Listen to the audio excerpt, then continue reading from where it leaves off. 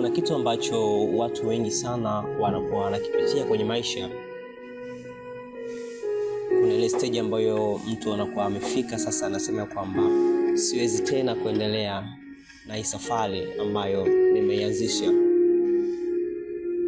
Inaweza ikawa ni safari ya mahusiano, safari ya kimaisha ama familia.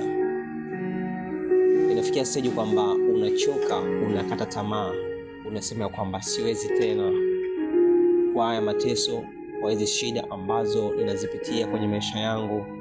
Basi imefika kikomo kwamba siwezi tena kuendelea. Lakini nikwambia kwamba katika maisha tunajua kwamba ni lazima upitie changamoto na lazima upitie majaribu.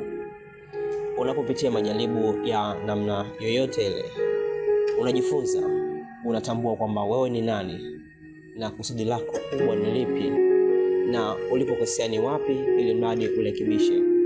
Kwa hiyo unapopitia magumu ya namna yoyote ile, haupaswi kukata tamaa, haupaswi kuogopa, haupaswi kuchoka.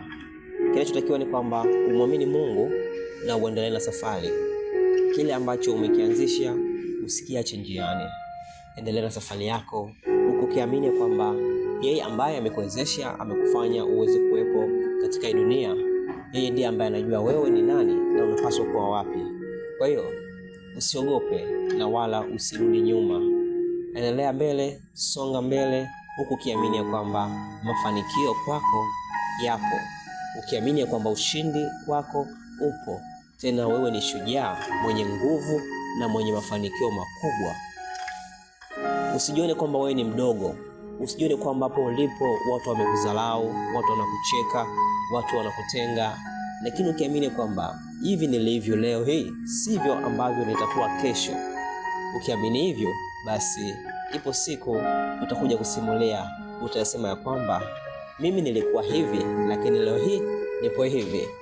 Mafanikio huja na mafanikio uchukua hatua. Mafanikio huja pale ambapo wewe unapoamini kwamba mafanikio yapo, na unapojituma na ukiamini kwamba Mungu yupo, na ukipambana pasipo kuchoka utafanikiwa katika maisha yako. Kwa hiyo haupaswi kukata tamaa, haupaswi kuogopa, haupaswi kurudi nyuma. Songa mbele huku ukiamini kwamba mafanikio yapo katika viganja vya mikono yako. Usiogope na wala usikate tamaa.